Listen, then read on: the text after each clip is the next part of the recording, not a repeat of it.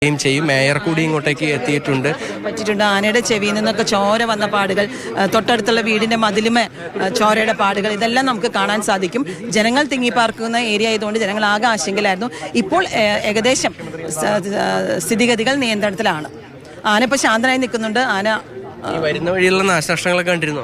അതെ, ആന നിൽക്കുന്ന ഇടത്തിന് തൊട്ട് മുമ്പുള്ള വീട്ടിലെ ഗേറ്റ് മൊത്തം നശിപ്പിച്ചിട്ടുണ്ട്. അതിന് മുമ്പിലുള്ള ഒരു കടയുണ്ടായിരുന്നു, ഒരു സൈക്കിൾ കട പോലത്തെ. ആ കടയുടെ മുമ്പിലുള്ള മതില്, കടയിലുള്ള സാധനങ്ങൾ എല്ലാം നശിപ്പിച്ചിട്ടുണ്ട്. ആനനെ തളച്ചിട്ട വീടിന്റെ മതിലും ആന നശിപ്പിച്ചിട്ടാണ് നിൽക്കുന്നത്.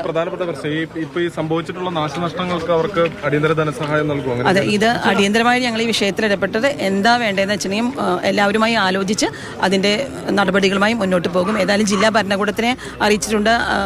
അപ്പോൾ ഒരുമിച്ച് ഒരു കൂട്ടായ തീരുമാനമെടുക്കും.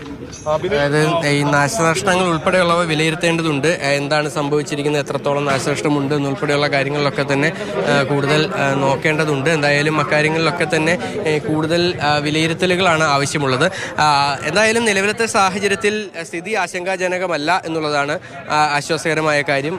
അതായത് ഇപ്പോൾ ആനയെ തളയ്ക്കാനായി കഴിഞ്ഞിട്ടുണ്ട് എന്നുള്ളത് ആശ്വാസകരമായ കാര്യമാണ്.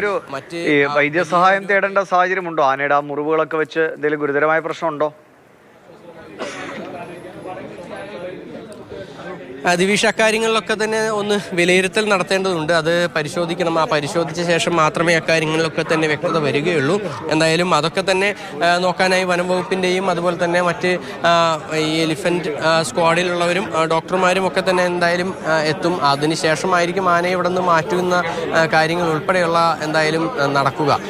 എന്തായാലും ഇപ്പോഴത്തെ സാഹചര്യത്തിൽ ആശങ്കയുള്ളൊരു സ്ഥിതി അത് മാറിക്കഴിഞ്ഞു.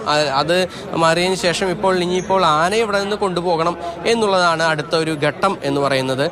മറ്റ് പ്രശ്നങ്ങളൊന്നും തന്നെ ഇല്ല എന്നുള്ളത് ആശ്വാസകരമായ കാര്യമാണ്. പക്ഷെ അതേസമയം തന്നെ ഈ ആന ഓടിത്തുടങ്ങിയ സമയം മുതൽ തന്നെ ഈ നാശനഷ്ടങ്ങൾ ആരംഭിച്ചിട്ടുണ്ട് എന്നുള്ളതാണ്. വാഹനങ്ങൾ തകർത്തിട്ടുണ്ട്, വീടുകളുടെ മതിലുകൾ തകർത്തിട്ടുണ്ട്, സർക്കാർ സ്ഥാപനങ്ങളുടെ മതിലുകൾ തകർത്തിട്ടുണ്ട്, ഈ ടൗൺ ഹാളിൻ്റെ മതിലിൻ്റെ ഒരു ഭാഗം തകർത്തിട്ടുണ്ട്. അങ്ങനെ ഒരുപാട് നാശനഷ്ടങ്ങൾ ഉണ്ടാക്കിയതിന് ശേഷമാണ് ഇങ്ങനെ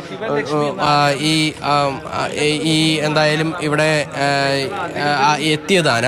സാധാരണഗതിയിൽ ആനകളുടെയൊക്കെ തന്നെ നാശനഷ്ടങ്ങൾ അതിൻ്റെയൊക്കെ വഹിക്കേണ്ടത്, എന്തൊക്കെ നാശനഷ്ടങ്ങൾ ആന ഉണ്ടാക്കിയോ അതിൻ്റെയൊക്കെ തന്നെ ചെലവുകൾ വഹിക്കേണ്ടത് പാപ്പാന്മാർ, ഇതുമായി ബന്ധപ്പെട്ട ആനയുടെ ഉടമകളാണ്.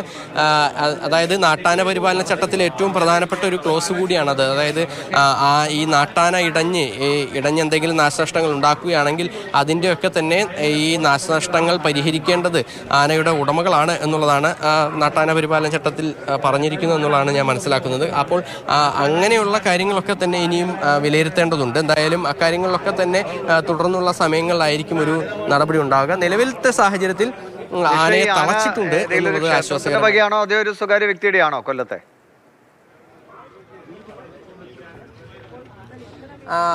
കൊല്ലത്ത് നിന്നുള്ള ആനയാണെന്നുള്ളത് മാത്രമാണ്. ലക്ഷ്മി ശിവൻ അത്തരത്തിൽ ഒരു പേരുള്ള ആനയാണെന്നുള്ളതാണ് നമുക്ക് മനസ്സിലാക്കാൻ സാധിക്കുന്നത്. അപ്പോൾ മറ്റ് ഒന്നും തന്നെ ഈ വിവരങ്ങൾ, ഈ ആന എവിടെ നിന്നുള്ളതാണെന്ന് ഉൾപ്പെടെയുള്ള കാര്യങ്ങളൊക്കെ തന്നെ ഇവിടെ എത്തിയ തൃശ്ശൂർ DFOക്ക് ഉൾപ്പെടെ അറിയുന്നുണ്ടായിരുന്നില്ല. അപ്പോൾ അക്കാര്യങ്ങളിലൊക്കെ തന്നെ ഇതിൻ്റെ ആനയുടെ ഓണർഷിപ്പ് ആർക്കാണ്, ഇപ്പോൾ നിലവിൽ ഈ ഒരു സാഹചര്യത്തിൽ ആനയെ പുറത്തേക്ക് കൊണ്ടുവരാനായി കഴിയുന്നതാണോ, അങ്ങനെയുള്ളൊരു സ്ഥിതിയാണോ ഉള്ളത്, അതിനൊക്കെയുള്ള അനുമതി ഉണ്ടോ എന്നുൾപ്പെടെയുള്ള കാര്യങ്ങളൊക്കെ തന്നെ ഇനിയും കാര്യങ്ങളൊക്കെ തന്നെ അറിയേണ്ടതുണ്ട്.